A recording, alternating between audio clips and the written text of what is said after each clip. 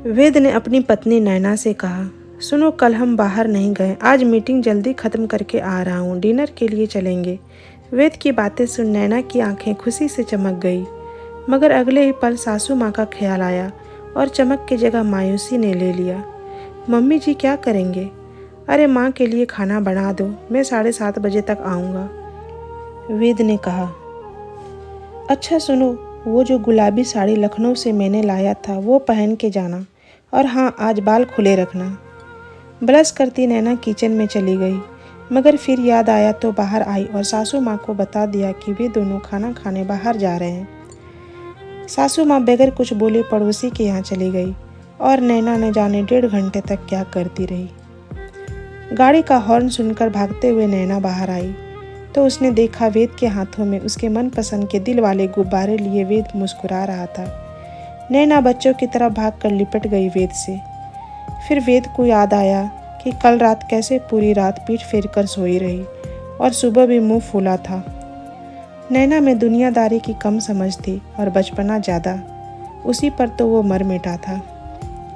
अच्छा चलो, तुम तो तैयार ही हो, मैं जल्दी से फ्रेश हो लेता हूँ। माँ कहाँ है? खाना खा लिया उसने?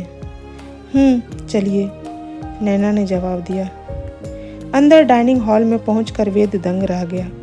पूरा टेबल खाना और गुलदस्तों से सजा था। किनारे पर पापा और मम्मी की शादी वाली ब्लैक एंड वाइट तस्वीर रखी हुई थी और बीच में कुछ कैंडल्स रखे हुए थे।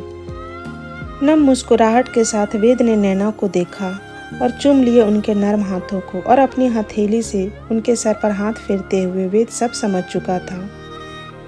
तभी दरवाजे पर आहट हुई। वो अलग होकर खड़े हो गए। मम्मी जी आ गई थी। अरे तुम लोग यहीं हो, गए नहीं हो अभी तक? देर हो जाएगी, जाओ। नैना ने कहा, मम्मी जी, आज आपके साथ मनाएंगे इस दिन को। आप ही की वजह से मुझे वेद जैसा पति मिला। आपने इन्हें प्रेम करना सिखाया है, कैसे इज्जत की जाती है अपने जीवन साथी को, ये बताया है। आज का दिन आपका है मम्मी जी, आइए बैठिए यहाँ। और खुद अंदर जाकर गाना बजाकर फिर सासू माँ के बगल में बैठ गई नैना। मम्मी जी के आंखों में खुशी के आंसू थे अब, और अंदर गाने की लाइनें बज रही थी। प्यारा पिया है तुमने दिया है, ममता के आंचल में तुमने लिया है। वेद माँ से नजरें बचाकर नैना को देख लेता और हौले हौले बीच बीच में उनके हाथों को चूम लेता।